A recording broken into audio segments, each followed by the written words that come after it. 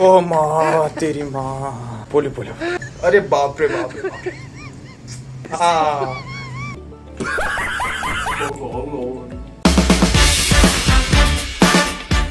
Hello what's up friend how are you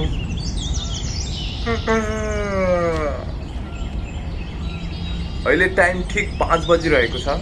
आजको यो vlog भिडियोमा म तपाईलाई देखाउने छु एक अमेजिङ साथी यो भ्लग अन्तिमसम्म हेर्दै जाऊ। तिमीले यो भ्लगमा देख्नेछौ एक इन्ट्रेस्टिङ वर्क। त्योभन्दा पहिले म चाहिँ फ्रेस हुन जान्छु। साथी अब म भइसकेको छु फ्रेस। आज हो शनिबार, त्यसैले भ्लगिङको लागि धेरै टाइम बचेको छ।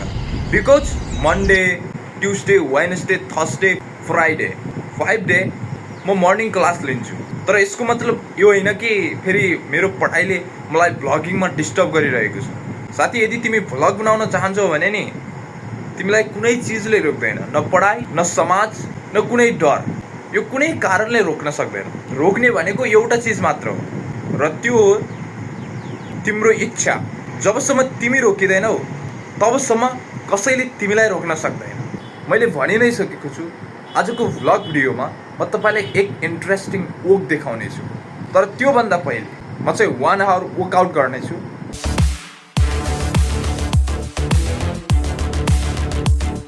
साथी मैले वर्कआउट पनि गरिसकेँ र अहिले टाइम भएको छ ठ्याक्कै 7 AM। वर्कआउट गरिसकेको 15 मिनटपछि हामीले पानी पिउनुपर्छ। साथी भिडियोलाई अन्तिमसम्म देख्दै जाऊ, बिकज यो च्यानलमा तिमीले देख्नेछौ हरेक किसिमका च्यालेन्ज एन्ड क्रिएटिभ एक्टिभिटिज र भ्लग त भइहाल्यो। साथी अब मेरो स्टडी टाइम भइसकेको छ। अब 3 घन्टा पछि फेरि भेटौँला। साथी मैले स्टडी गरेर डिनर पनि गरिसकेँ र अहिले 12 बजेको छ अनि अहिले म टावेल बोकेर नुहाउन जाँदैछु। अब यहाँ तिम्रो मनमा एउटा क्वेसन आउन सक्छ, त दिउँसो नुहाउँछस्, कहिले कसो बिहान नुहाउँछु। मेनली टाइम चाहिँ मेरो दिउँसो र साँझ हुन्छ। अब म जाँदैछु नुहाउनलाई र मिलाउँला 15 मिनट पछाडि। साथी मैले नुहाएर पनि सकिसकेको छु र अब म गर्नेछु एक अमेजिङ वर्क। हामीहरूले होटेलमा गएर रेस्टुरेन्टमा गएर मोमो त खायौँ, तर यदि हामीले त्यसलाई घरमै बनाउने कोसिस गर्यौँ भने के होटेल र रेस्टुरेन्टको जस्तो मोमो बन्न सक्ला त? आउनुहोस् साथीहरू, म कोसिस गर्नेछु। यदि हामीले मोमो घरमै बनायौँ भने होटेलको भन्दा धेरै सस्तो पर्छ एन्ड हेल्दी त म्यान्डेटोरी नै भइहाल्यो। त्यसैले साथी म आज घरमै मोमो बनाउन गइरहेको छु। यहाँ मोमो बनाउँदा होटेल र रेस्टुरेन्टको जस्तो नहुन पनि सक्छ, केही कमी कमजोरी पनि पुग्न सक्छ, तर म कोसिस चाहिँ गर्नेछु। अब म स्टार्ट गर्नेछु मोमो मेकिङ। अब म तिमीलाई देखाउनेछु स्टेप बाई स्टेप प्रोसेस। यहाँ मैले लिए 600 ग्राम मैदा। मैले थोरै थोरै पानी हाल्दै मुछिरहेको छु।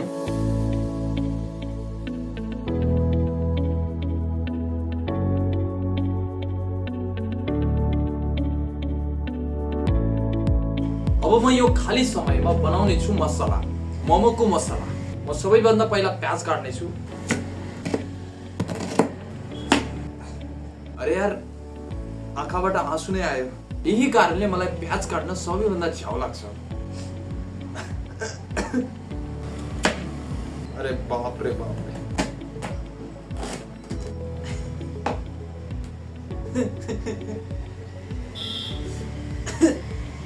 अरे बाप।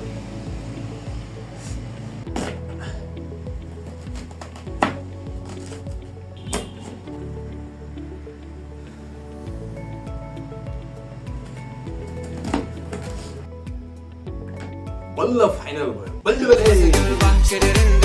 kalbimin en derininde ente kalbi kalbi kalbi kalbi ente demme demme demme demme ente ruhi ruhi ruhi ruhi ya hubbi ente ayna ayna ayna ayna ente demme। अब म बनाउने छु सानो सानो रोटी। मैले सर्कल बनाइसकेको छु र म अब यिनीलाई पुरीको आकार दिनेछु।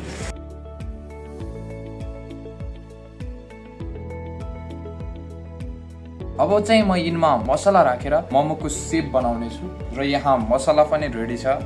साथी मैले मोमोको सेप चाहिँ बनाइसकेको छु। साथी अब मोमो स्ट्रिम हुँदैछ। A few moments later. साथी सायद यति बेलासम्म त मोमो स्ट्रिम भइसक्यो होला। म एकछिन चेक गर्छु, तिमी हेर्दै राख। अब हामी बिर्को खोलेर हेर्नेछौँ। ओ मा तेरी मा पोल्यो पोल्यो। अरे बाप रे बाप रे बाप। A few moments later. साथी मोमो चाहिँ स्ट्रिम भइसकेको छ। अरे बाप रे। ओहो। साथी अब म मोमोको स्वाद चाख्दैछु। यो मोमो एकदमै तातो छ। म बिस्तारै ट्राई गर्नेछु।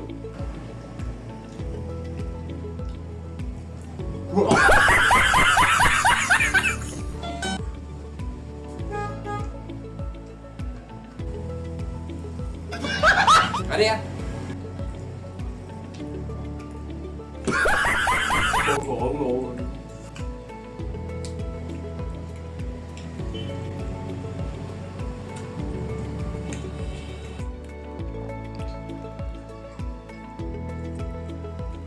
साथी आज मोमो एकदमै टेस्टी बनेको छ। एकदम डेलिसियस। साथी मोमो चाहिँ चट भइसक्यो। आजको नास्ता जस्तो भएन।